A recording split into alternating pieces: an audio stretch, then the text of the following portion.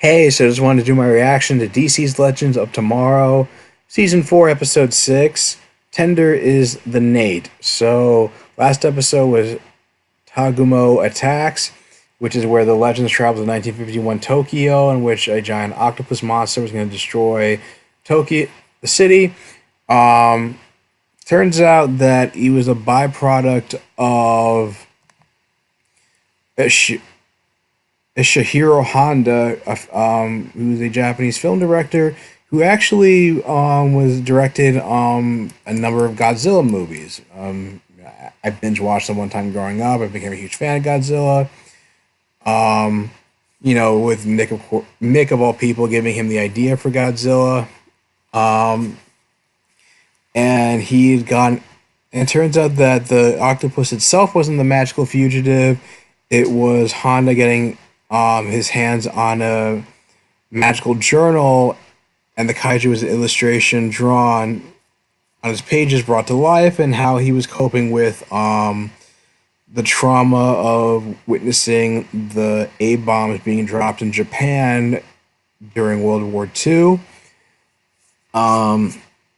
So Mick, being an author and have him writing a novel as a secret hobby, he ended up taking control of the book and bringing to life Garima, Queen of Thanazon, who had three boobs like a character from Total Recall, and was able to kill the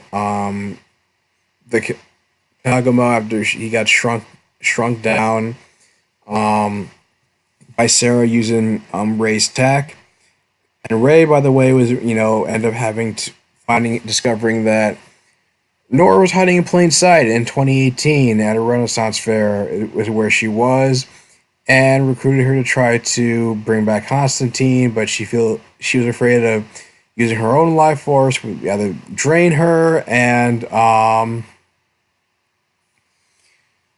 also her dark magic would corrupt her, and so they decided to use a power cable from the ship to be able to convert that power into life energy that she was able to provide Constantine without bringing any harm to herself, without the magic corrupting her. And Mick gave her the time stone and admitted that he cared about her, that he was falling for her, and as a means of trying to escape again. But she decided that, and I guess she's come a long way. She decided that there's no sense of running anymore. She ended up teleporting them both to the Time Bureau and turning herself in. Because she says that repentance is her path to freedom.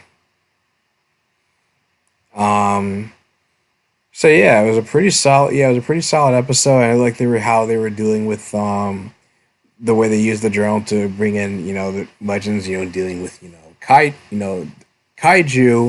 and kind of being an homage to those monster movies made out of Japan. And I guess Ava came to Thanksgiving dinner with Nate. But then they both had to deal with magical creatures at the bureau getting loose, and the set is wearing off, and then I guess this woman Mona, who I guess it was some flirting between him and between her and Gary, and she eventually started to figure out they were really magical creatures, what the Time Bureau actually did, and because of her knowledge of researching magical creatures in her spare time, she learned how to subdue them, and it turns out they just wanted to have some food. And with Nate and Ava and Hank coming to witness all of this, you have Hank talking with somebody on the phone from DOD about these creatures can be controlled. Project Hades is a go, whatever that means. And I guess we're gonna figure out either in this episode or the next, how he's gonna exploit these magical creatures. Well, you're not Gary. They're Septon. And those are not work shoes. What are you doing here? Don't play coy with me.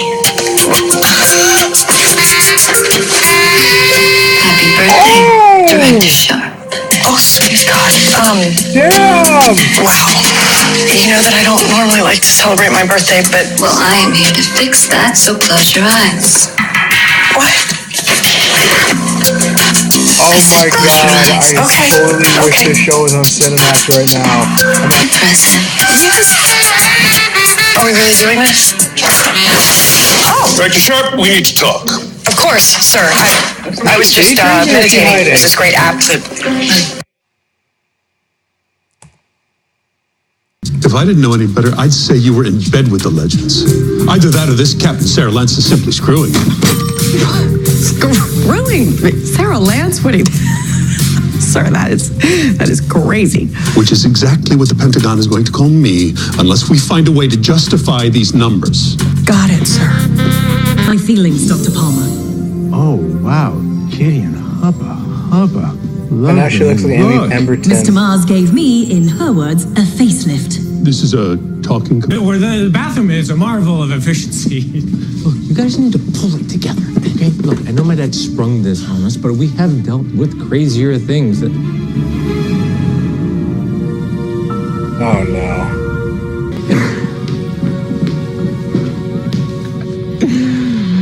You look beautiful.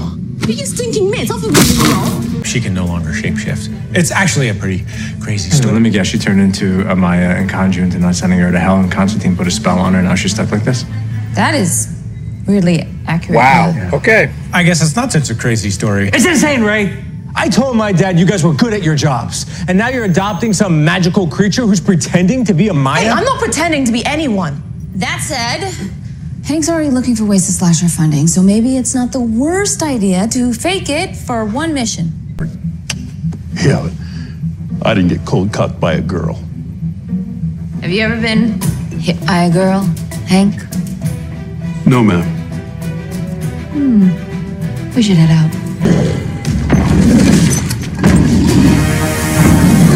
Oh, that's a Minotaur? Beast. Take it for what it's worth. Well, sights. I got this. Mine's longer. Yeah, about that.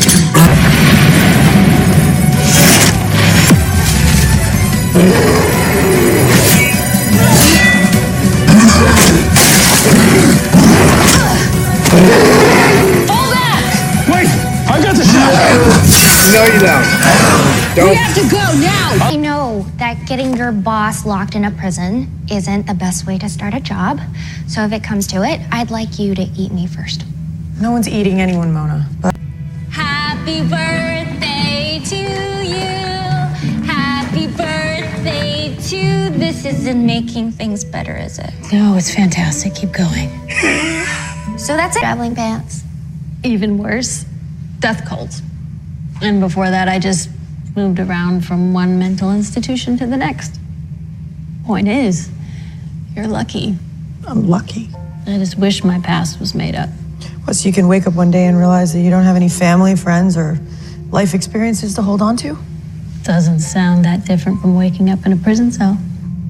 Touche. Are you two kidding me right now? Ava, you're a clone from the future. And you run the Time Travel Bureau. And you're a witch. And you escaped a cult. A real life team. I did. You two are like the two coolest women I have ever met. And I once met Gillian Anderson at an X-Files meet and greet. Wow. Well, you want to talk about listening. You've ignored every lesson I've ever tried to teach you. Because it's the same lesson over and over again. You want me to be more like you, Hank. But guess what? I'm not like you. I don't like televised golf or Tom Clancy books or 70s folk rock. I don't know if you happen to notice, but I'm a grown-ass superhero who's just trying to play the lute for a Minotaur. Fine. There is a young cowboy, he lives on the range. His horse and his cattle are his only companion. He works in the saddle and he sleeps in the canyons, waiting for summer, his pastures to change. What is happening? James Taylor and it's good. And as the hand rockabye, sweet baby James.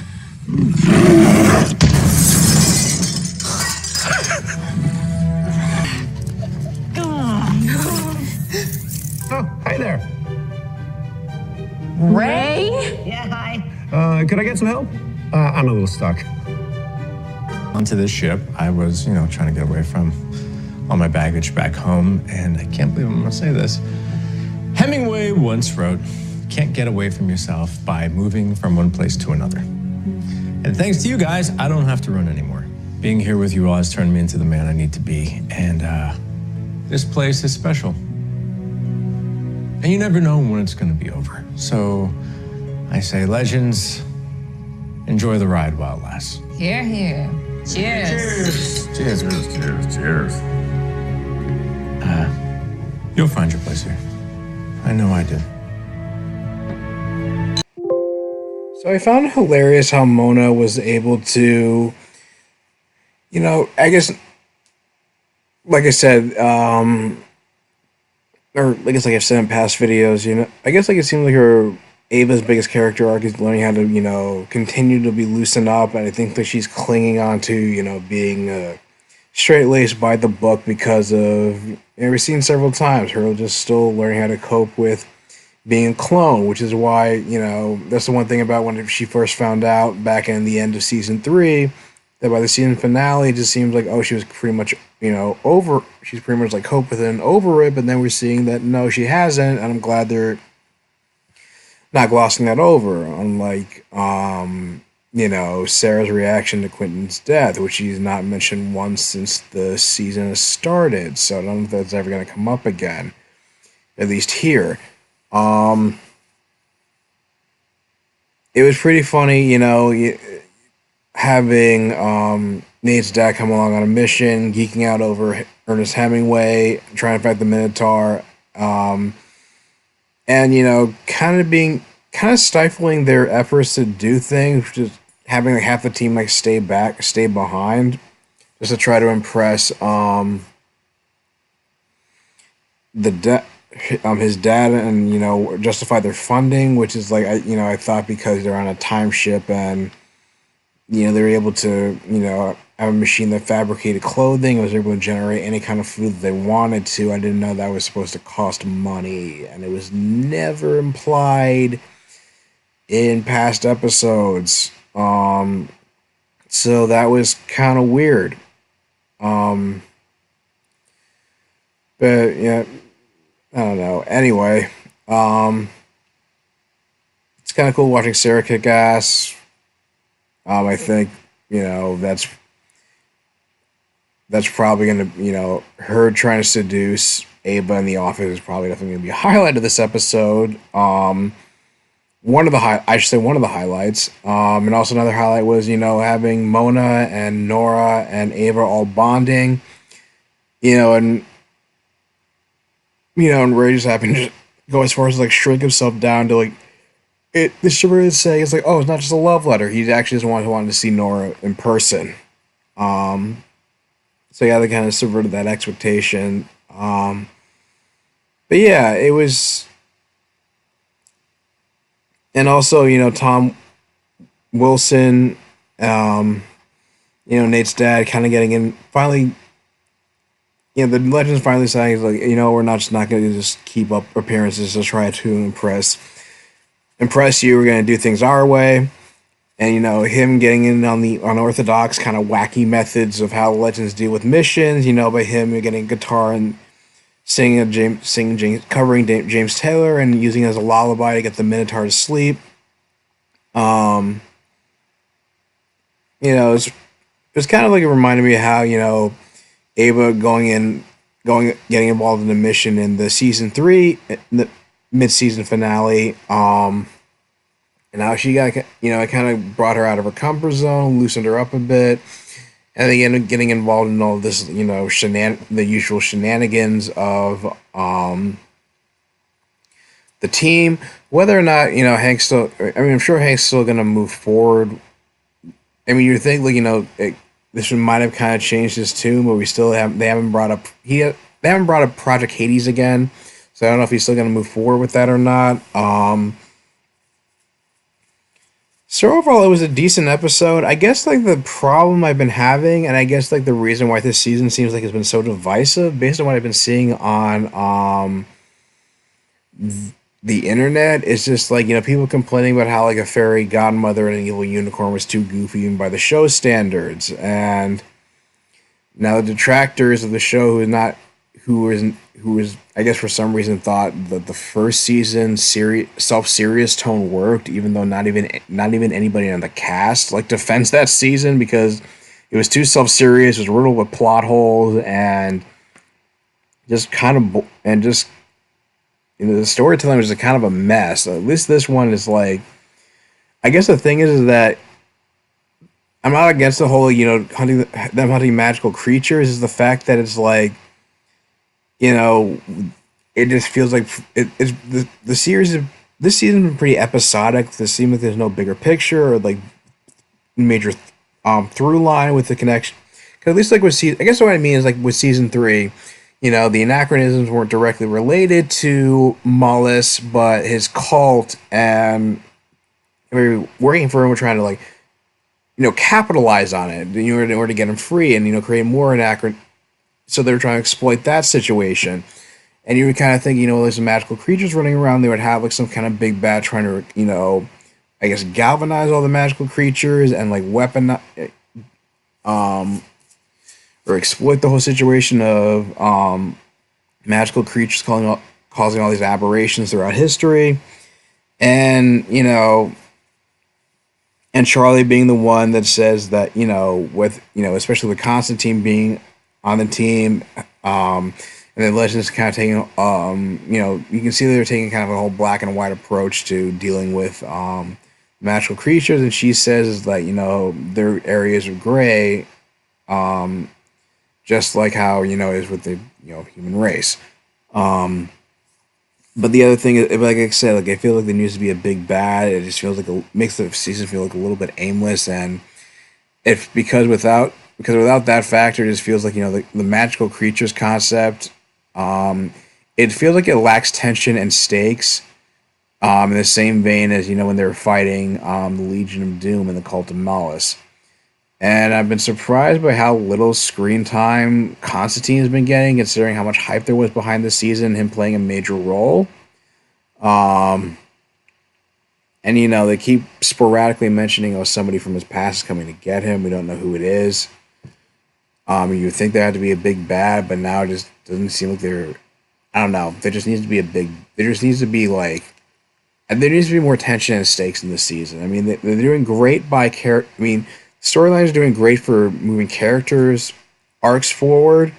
I don't know if it's doing much for the story, and I'm hoping that kind of picks up. Maybe they're on social media listening to criticism. I don't know how much they're going to be able to change, because I guess like I saw on social media, they're already filming like episode 13, and then there's supposed to be only like 16 more episodes, only 16 episodes this season. So I don't know how much they're going to address any problem issues for this season. But I'm kind of hoping that they there's like a bigger picture to all of this, and that things kind of come to fruition and tie together. And I think that will be helped this season, which is not a bad season.